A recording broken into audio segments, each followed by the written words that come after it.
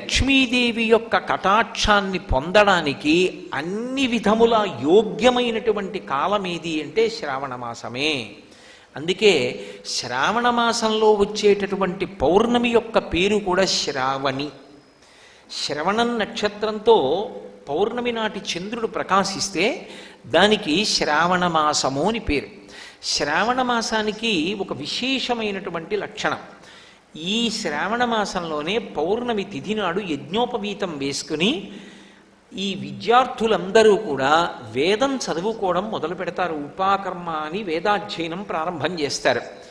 ఈ కాలమే అన్ని విధములైనటువంటి ఐశ్వర్యములు ఇవ్వడానికి కారణమవుతుంది. చాలా తేలికైనటువంటి విధానంతో విశేషమైనటువంటి ఫలితాల్ని కురిపించేస్తుంది. ఈ కాలమే ప్రధానముగా సౌభాగ్యాన్ని సంతానాన్ని కాపాడుకోవడం